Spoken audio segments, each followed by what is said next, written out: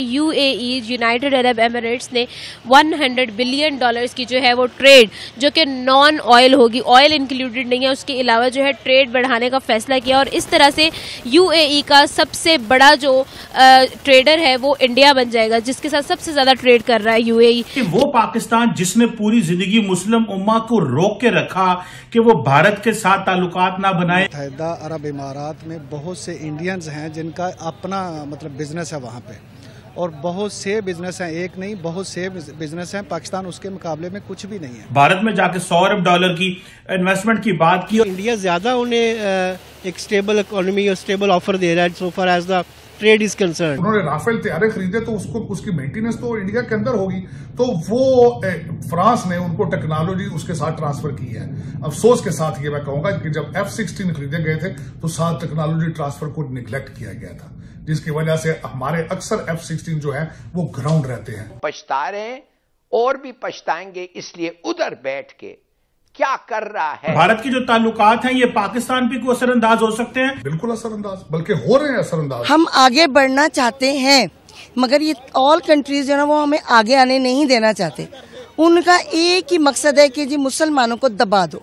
इसी वजह से ये लोग दूसरे ममालिक के साथ तो करते हैं डील्स, हमारे साथ नहीं करते। भारत कस्टमर है, आप फकीर हैं, आप मांगते हैं वो चीजें, वो पार्टनर है, आप पैसे मांगते हैं।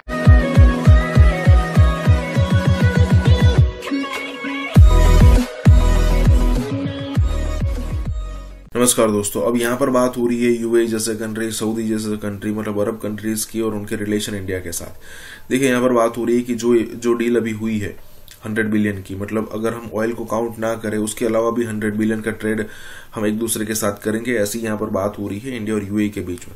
और अगर ये चीज होती है तो यूएई का सबसे बड़ा जो ट्रेडिंग पार्टनर है वो इंडिया हो जाएगा।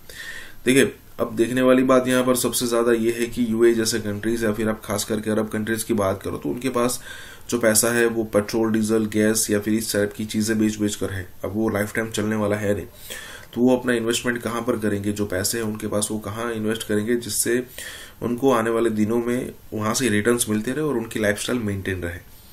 तो उनके लिए सबसे बड़ा, मतलब वो ऐसा नहीं करेंगे कि सारा का सारा इन्वेस्टमेंट इंडिया में कर देंगे, लेकिन उनके लिए बहुत बड़ा जो अपॉर्चुनिटी है वो इंडिया के अंदर ही है।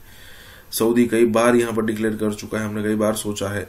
इवन यूएई ने तो कश्मीर के अंदर इन्वेस्टमेंट की बात करी थी, मतलब तय किया था कि भी ये हम शुरू कर देंगे।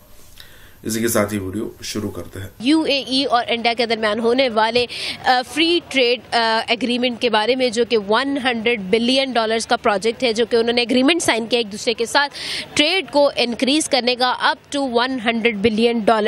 ऑलरेडी हम ये भी जानते हैं कि इंडिया ने साउथ एशियन कंट्रीज के साथ अपनी टाइज को बहुत ज्यादा स्ट्रांग कर लिया है। इसके साथ साथ इंडिया के रिलेशनशिप्स भी, इंटरनेशनल रिलेशनशिप्स भी बहुत ज्यादा स्ट्रांग होते जा रहे हैं। पाकिस्तान को इस अपनी फॉरेन पॉलिसी के अंदर क्या चेंजेस करने चाहिए? दुबई में मुत्तहिदा अरब इमारात में बहुत से इंडियंस हैं जिनका अपना बिजनेस है वहाँ पे, और बहुत से बिजनेस हैं, एक नहीं बहुत से बिजनेस हैं। पाकिस्तान उसके मुकाबले में कुछ भी नहीं है। वहाँ पे बड़ी बड़ी जो मल्टीनेशनल कंपनी है ना वो इंडिया की ही हैं, और उनके बगैर उनकी ट्रेड चल नहीं सकती। इतना उनका स्ट्रांग होल्ड है वहाँ पे कि ये जो हमारे लोग भी जाते हैं ना, ये भी उन्हीं के पास काम करते हैं। इतनी मल्टीनेशनल बड़ी बड़ी कंपनियां जो है ना उनके ऊपर होल्ड ही उनका है। तो हमारा हर एरिया बहुत हसीन है, हम आगे बढ़ना चाहते हैं मगर ये ऑल कंट्रीज जो ना वो हमें आगे आने नहीं देना चाहते। उनका एक ही मकसद है कि जी मुसलमानों को दबा दो। इनको इकोनॉमी की तरफ से, मईशत की तरफ से, इवन थिंग ऑल चीजों से इनको जो है ना इतना डिग्रेड कर दो कि कभी सर उठा ही ना सके। इसी वजह से ये लोग दूसरे ममालिक के साथ तो करते हैं डील्स, हमारे साथ नहीं करते। रीज़न ये है कि हम एक तो उनका हर काम बड़ी स्पीड से करके दिखा देते हैं, जो उन्हें वो चाहते हैं कि ज़हनी तौर पर ना वो एकदम सोचते हैं कि यार ये तो बड़ी स्पीड से काम करके दिखा देते हैं। बाकी ममालिक नहीं चाहते कि हमारा नाम हो, हम आगे बढ़ें या हमें किसी भी तरह किसी भी पॉइंट से हमें वो ऊपर आने ही नहीं देना चाहते। कि यूएई यूनाइटेड अरब एमिरेट्स ने 100 बिलियन डॉलर्स की जो है वो ट्रेड, जो कि नॉन ऑयल होगी, ऑयल इंक्लूडेड नहीं है, उसके अलावा जो है ट्रेड बढ़ाने का फैसला किया और इस तरह से यूएई का सबसे बड़ा जो ट्रेडर है वो इंडिया बन जाएगा, जिसके साथ सबसे ज़्यादा ट्रेड कर रहा है यूएई। क्या लगता है, किस तरह का ओपिनियन रखते हैं आप इसके बारे में?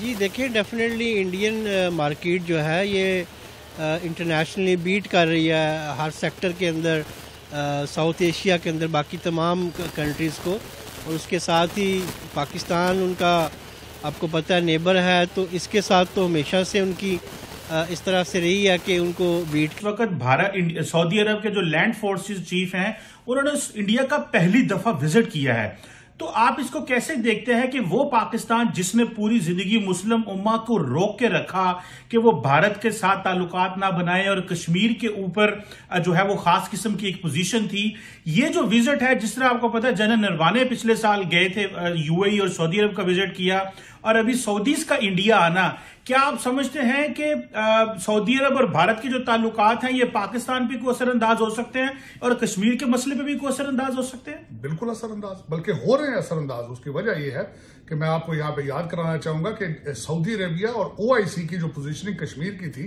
जब पाकिस्तान ने उस पर इजलास बुलाने की कोशिश की थी तो सऊदी अरेबिया ने बड़ा बुरा मनाया था। यहाँ पे मैं उस जो उनका ट्रिप है उसको इसके साथ भी कंपेयर करूंगा कि Saudi Arabia is going through major reforms, अपनी आइडियोलॉजी, अपनी उनकी पूरी इंटरनेशनल इमेजिंग, जिस तरीके से अपना वो झंडा तब्दील कर रहे हैं, अपना तराना तब्दील कर रहे हैं। आज एक नई खबर आई है कि उन्होंने हिजाब की पाबंदी भी खत्म कर दी है। उसी तवातर के साथ वो दुनिया के साथ नए रिलेशनशिप बनाना चाहते हैं। यहाँ पे ये भी मैं ऐड करूंगा कि सऊदी अरेबिया डायरेक्ट ईरान से बातें भी कर रहा है, और उसकी वजह उसकी वजूहात कुछ इस तरह की हैं कि जिस तरह आपने खुद फरमाया कि इस्लामिक कंट्रीज, एक तो वो इस्लामिक उम्मा वाला कॉन्सेप्ट जो है वो खत्म होता नजर आ रहा है। उसकी वजह यह है कि अब इस्लामिक ममालिक अपने मुआशी मफादात को मद्देनजर रखकर अपने रिलेशनशिप बना रहे हैं। भारत के साथ आपको मैं ये भी बताना चाहूंगा कि जब 370 कश्मीर का मसला था, जब पाकिस्तान एंगेज था पूरे तरीके से कश्मीर में, उस वक्त आपकी मिडल ईस्ट स्टेटें जो थी वो बुला के मोदी साहब को अपने हाईएस्ट अवार्ड देती रही। फिर उसके बाद दुबई ने जाके कश्मीर के अंदर हैवी इन्वेस्टमेंट के जो प्रोजेक्ट हैं वो शुरू कर दिए। तो इस वक्त पाकिस्तान उस चीज में अकेला तनहा होता जा रहा है। और दूसरा एक सबसे बड़ी बात जो गलत पाकिस्तान में तासर दिया जाता है कि पाकिस्तान को हमेशा कंपेयर किया जाता है भारत के साथ, ये बिल्कुल ज्यादती होगी। उसकी वजह यह है भारत कस्टमर है, आप फकीर हैं, आप मांगते हैं वो चीजें, वो पार्टनर है, आप पैसे मांगते हैं। आपके रिलेशनशिप, आप किसी मुल्क के साथ रिलेशनशिप को रिलेशनशिप नहीं समझते जब तक वो डॉलर ना दे। नहीं, मैं फैक्ट कह रहा हूं। अगर अमेरिका आपके साथ रिलेशनशिप ठीक करना चाहता है तो आपकी तरफ से पहली चीज ये आएगी कि हमें डॉलर दें तो रिलेशनशिप ठीक हो जाएंगे। अच्छा, उसमें जिस तरीके से इंडिया भारत अपने आप को स्ट्रांग करता जा रहा है, मैं यहां ये बताना चाहूंगा कि डिफेंस के लिहाज से जो देखा गया है, जो इंटरनेशनल कॉन्ट्रैक्ट्स जब आप पढ़ते हैं, जब आप एक टेक्नोलॉजी बाय करते हैं तो जाहिर उन्होंने राफेल तैयारे खरीदे तो उसकी मेंटेनेंस तो इंडिया के अंदर होगी, तो वो फ्रांस ने उनको टेक्नोलॉजी उसके साथ ट्रांसफर की है।